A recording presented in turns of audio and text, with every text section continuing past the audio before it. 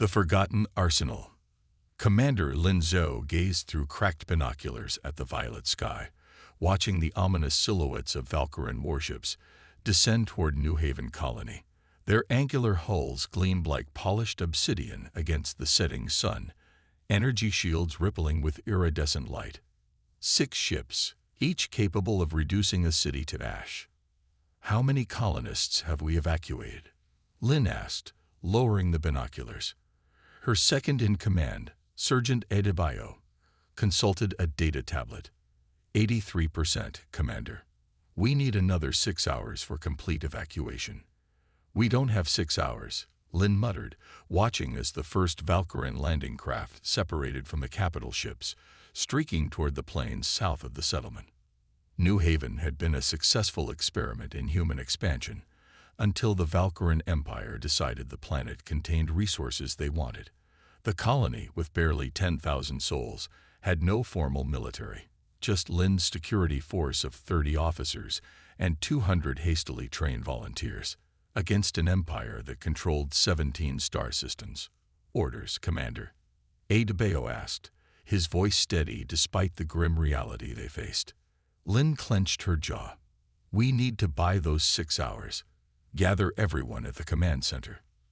The command center, a repurposed mining administration building, buzzed with nervous energy as Lin entered. Maps and tactical displays covered the walls, their blue light casting eerie shadows across worried faces. Among them stood Professor Tanner Reed, New Haven's resident historian and archaeologist, looking oddly calm amidst the chaos. "The Valkyrans have deployed approximately 2,000 troops," Lin announced. "Their ground forces will reach the colony perimeter in 3 hours. A heavy silence fell over the room. "We have 48 pulse rifles, 16 phase cannons, and a handful of shield disruptors," Adebayo reported. "Not enough to hold them off for 6 minutes, let alone 6 hours. Lin nodded grimly. "I know, which is why we're not going to fight them with our current arsenal." Confused murmurs spread through the gathered officers. "Commander," a young lieutenant began hesitantly, "the Confederacy won't send reinforcements. We're on our own." "I'm aware, Lieutenant, but New Haven has resources the Valkyrans don't know about." Lin turned to the archaeologist. "Professor Reed, tell them what you showed me yesterday." Reed stepped forward, his weathered face animated with unusual excitement. 3 months ago, my team discovered a sealed military bunker dating back to the early expansion era, approximately 300 years old. It was untouched, preserved by environmental seals. He activated a holographic display showing images of the bunker's interior. "Inside, we found this." The hologram shifted to reveal rows of vintage military hardware: rifles, machine guns, mortars, and ammunition crates, all preserved in vacuum-sealed containers. "Kinetic weapons," Reed explained. "Projectile-based firearms that use chemical propellants to launch metal bullets at high velocity." Laughter erupted from several officers. "You want us to fight the Valkyrans with museum pieces?" Lieutenant Costa scoffed. "Their troops wear energy-dispersive armor. Their shields stop pulse rifle fire. What good will antique bullets do?" Reed remained unruffled. The Valkyran Empire rose to power after the quantum revolution. Their defensive systems are designed to counter energy weapons, plasma, laser, ion disruptors. They've never encountered pre-quantum kinetic weapons in actual combat. "Because nobody uses them anymore," Costa retorted. "They're inefficient, inaccurate, and primitive." "Primitive doesn't mean ineffective," Lin interjected. "And sometimes old solutions solve new problems. The Valkyrans won't expect it." She nodded to Reed, who changed the hologram to display a particularly formidable-looking weapon mounted on a tripod, multiple rotating barrels connected to a large ammunition box. "This," Reed said with reverence, "is an M134 minigun, a 6-barreled Gatling-style rotary machine gun. It fires 7.62 mm rounds at a rate of 2,000 to 6,000 rounds per minute." Lin watched her officer's skepticism slowly transform into consideration. "That's nearly 100 rounds per second," she added. No matter how advanced their shields, a wall of metal will have physical impact. The bunker contains 12 of these weapons, plus 20 M60 machine guns, 50 M4 carbines, and enough ammunition to fight a small war, Reed continued. Everything is preserved and operational. Commander Lin stood, silencing the murmurs with a raised hand. I know it sounds desperate, and it is, but the Valkyrans rely entirely on their advanced shields. Their tactical doctrine assumes all opponents use energy weapons. This gives us one chance, one surprise. She moved to the central map table, indicating the narrow valley leading to the colony. We'll position the miniguns here, where the Valkyrans must funnel through. Their infantry always advances ahead of their heavy armor. If we can break their first wave, we might buy enough time for the evacuation ships. She looked around the room, meeting each officer's eyes. This isn't about winning. We can't win. This is about surviving long enough for our people to escape. Sergeant Adebayo was the first to step forward. I studied military history. Those weapons were devastating in their time. If the professor can teach us how to use them, I can, Reed assured him. The operating principles are surprisingly simple. Lin nodded. We have 3 hours to prepare. Professor Reed will divide you into teams. Familiarize yourselves with these weapons, set up defensive positions, and prepare for the hardest fight of your lives.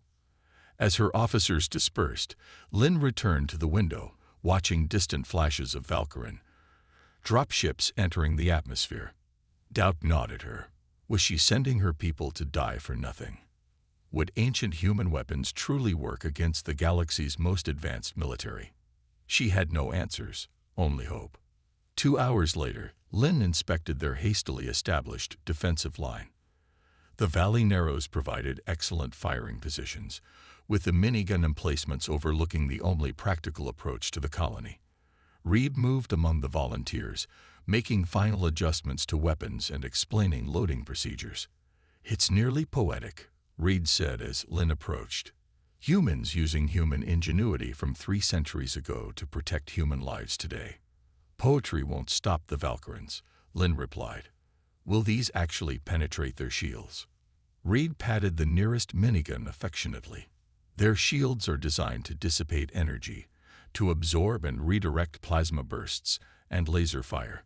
These fire solid metal projectiles with pure kinetic force. Different principles entirely. A distant rumble drew their attention. On the horizon, dust clouds rose as Valkyran ground transports approached. They're coming, Lin said. Are we ready? As ready as we'll ever be, Reed answered, checking the ammunition belt feeding into the minigun. Lin's communicator crackled.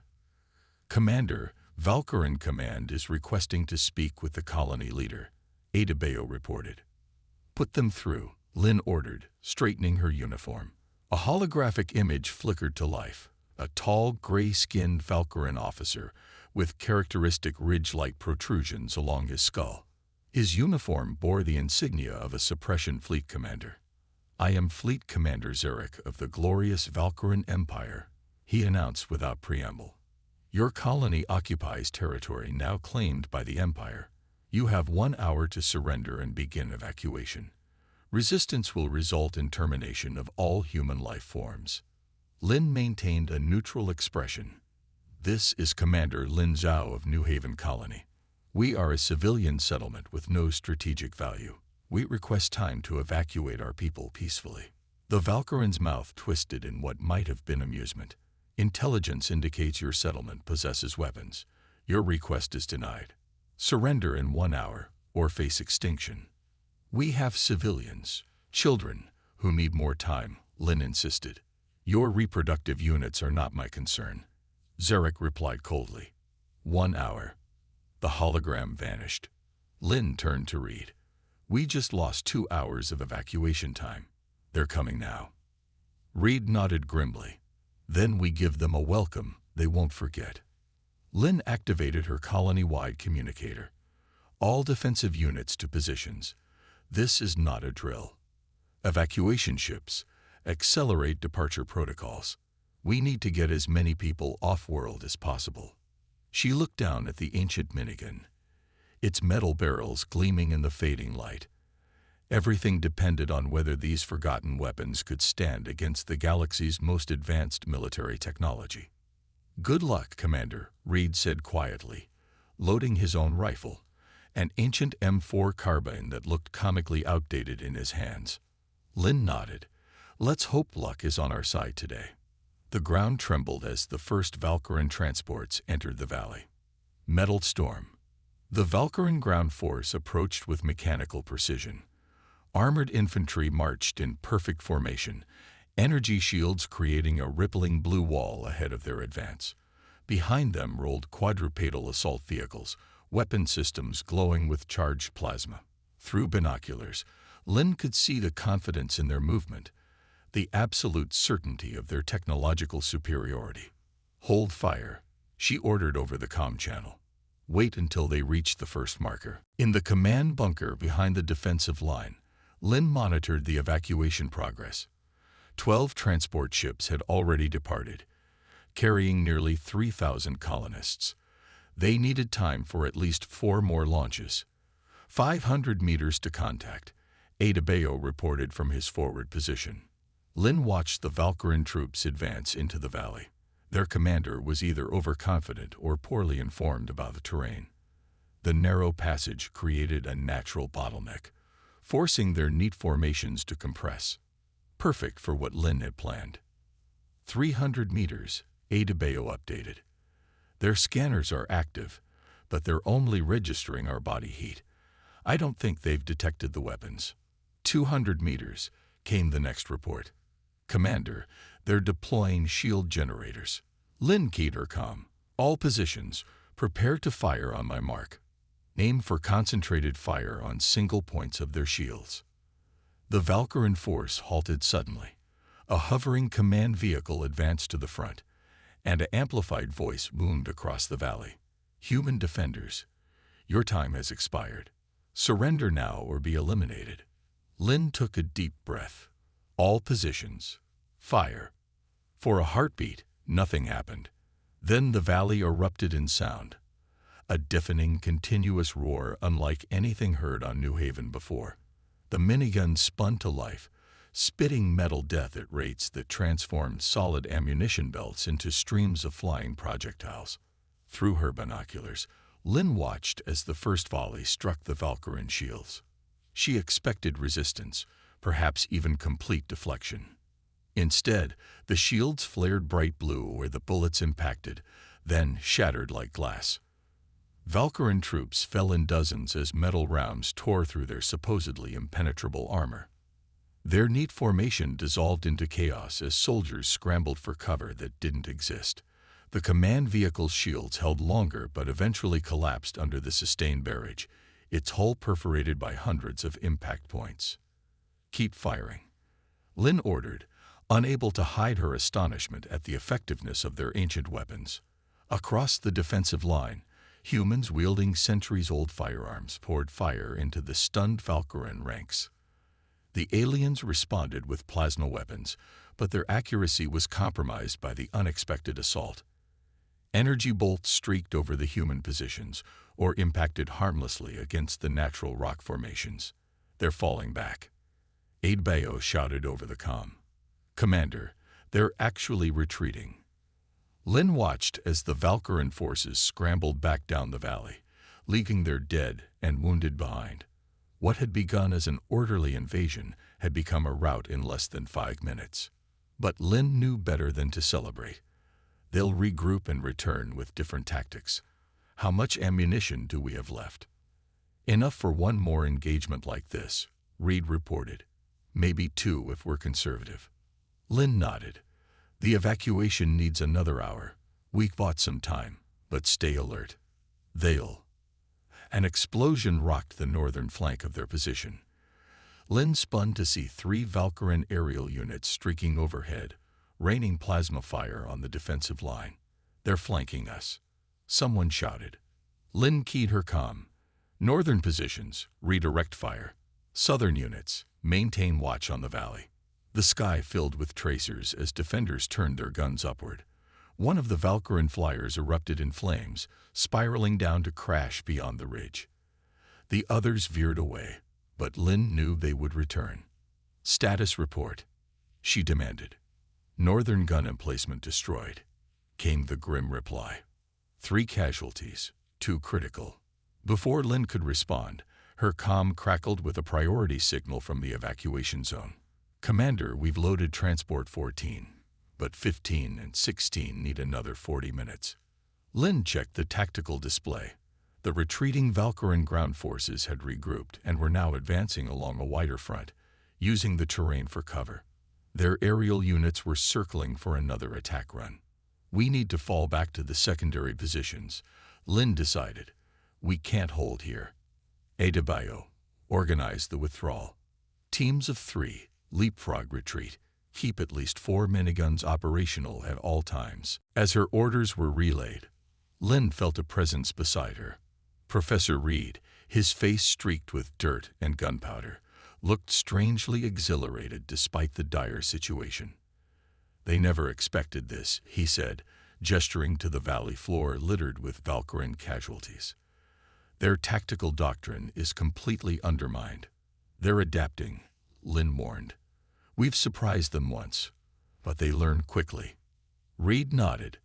"Then we changed tactics too. The bunker contained more than just guns." Lin frowned. "What do you mean?" "Landmines, Commander. Hundreds of them. Old-fashioned pressure-triggered explosives. If we could deploy them along their likely approach." A slow smile spread across Lin's face. "More ancient tech they won't be expecting." "Do it." The secondary defense line formed a semicircle around the colony's evacuation zone. As the defenders fell back, Reed's hastily trained mine teams worked frantically to sow the ground with explosives. The Valkyrian advance slowed, clearly more cautious after their initial repulse. Lin used the extra time to reorganize their defenses. The miniguns, now their most precious resource, were positioned to cover all possible approaches. Every colonist capable of holding a weapon had been pressed into service, creating a patchwork army of farmers, miners, and technicians alongside her security officers. "Transport 14 away," reported the evacuation coordinator. 15 is boarding now. 16 begins loading in 10 minutes. Lin checked the time. They needed to hold for 20 more minutes, maybe 30 if things went poorly with the final boarding. A distant rumbling drew her attention to the sky. Through gaps in the clouds, she spotted more Valkyrian ships descending. "Reinforcements," she muttered. "They're calling in reinforcements for a colony of farmers." Adebayo appeared at her side, face grim. "They can't afford to lose. Not to humans using antique weapons. It would undermine their entire empire if word spread." "Then we make sure word spreads," Lin said firmly. "Even if we don't survive this, the story will." The comm system suddenly blared with urgent reports. "Contact. Multiple contacts at the western approach." Lin rushed to the observation post. The Valkyrian force had divided, approaching from 3 directions simultaneously. Their frontline troops now carried large rectangular shields, physical barriers rather than energy fields, a rapid adaptation to the human kinetic weapons. "They're learning," she said. "Focus fire on their legs beneath the shields." The miniguns roared once more, their streams of bullets kicking up dirt before finding flesh. Valkyrian soldiers fell, but others stepped forward, maintaining their advance behind a protective wall of shields. Then the first transport reached the hidden minefield. A series of explosions ripped through the Valkyrian eastern flank. Armored bodies flew through the air as centuries-old explosives detonated beneath them. Their formation shattered, shields suddenly useless against threats from below. "Eastern approach clear," came the jubilant report. "They're falling back." Lin allowed herself a moment of hope. Perhaps they cooled. A blinding flash erupted from the northern sky. One of the colony's evacuation ships, just lifting off, disintegrated under concentrated fire from a Valkyrian capital ship. "No," Lin gasped, watching the burning debris rain down on the colony. Her comm unit crackled. "Commander, they're targeting the evacuation ships. Transport 16 is still loading." Cold determination replaced Lin's shock. Redirect all fire on any air units. We need to keep them away from that last transport. She turned to Adebayo. Get me a direct channel to the Valkyrian commander. Moments later, Fleet Commander Zarek's hologram appeared, his expression a mixture of rage and disbelief. Your primitive resistance is futile, he snarled. Surrender now or target our evacuation ships again, and we'll make sure every world in the galaxy learns how the mighty Valkyrian Empire was bloodied by farmers with ancient weapons. Lin interrupted. Our final transport leaves in 15 minutes. After that, you can have this worthless rock, but those civilians leave unharmed. Zarek's face contorted with fury. You dare to threaten? It's not a threat. Lin cut him off again. It's a promise. Even now, we're broadcasting everything. Your dead troops, your failed assault, how the great empire was held at bay by human relics. Imagine how that will play on worlds you're trying to intimidate into submission. A tense silence followed. Lin could almost see the calculations running behind the Valkyrian's eyes. 15 minutes, Zarek finally hissed. Then your resistance ends. The hologram vanished. Lin exhaled slowly, turning to Adebayo. Are we actually broadcasting? We are now, he replied with a grim smile, activating the colony's long-range transmitter. 14 minutes later, the final evacuation ship lifted off, straining against gravity with its overloaded cargo of colonists. Lin watched from the command center as it climbed higher, expecting at any moment to see it burst into flames under Valkyrian fire. But no attack came. The ship continued its ascent until it vanished among the stars. They're clear, Adebayo confirmed. Last transport has successfully jumped to hyperspace. A ragged cheer went up from the remaining defenders, barely 30 of her original force. They had accomplished the impossible. What now, Commander? Reed asked quietly. Lin looked out at the Valkyrian forces regrouping beyond the colony perimeter. Now we surrender, as promised. They'll kill us, Adebayo warned. Maybe, Lin conceded, but our story is already spreading. The Valkyrian Empire, halted by humans using 300-year-old weapons. She smiled tiredly. Sometimes, that's enough. As the defenders laid down their arms and emerged with hands raised, Lin took one last look at the minigun that had changed everything. Such a simple machine, rotating barrels and flying metal, yet it had accomplished what the most advanced human weapons could not. Perhaps there was a lesson there, she thought. Sometimes the old ways still had power. Sometimes humanity's past held the key to its future. The Valkyrian troops approached cautiously, weapons trained on the surrendering humans. Behind them walked Fleet Commander Zarek, his face unreadable as he surveyed the defenders who had cost him so dearly. Commander Lin Zhao, he said, stopping before her. Your resistance was unexpected. Lin met his gaze steadily. Humanity often is. Something like respect flickered in the Valkyrian's eyes. Indeed, perhaps that is why your kind bears watching more closely than we believed. He gestured to his troops, who began collecting the human weapons with evident curiosity. One soldier examined a minigun, turning it over in his hands with a mixture of disdain and reluctant admiration. Your people have escaped today, Zarek continued. But know this, the Empire will adapt. These weapons will not surprise us again. Lin nodded. We'll find new surprises. We always do. It wasn't a victory, not really. The colony was lost, and Lin and her defenders faced an uncertain fate as prisoners of the Empire.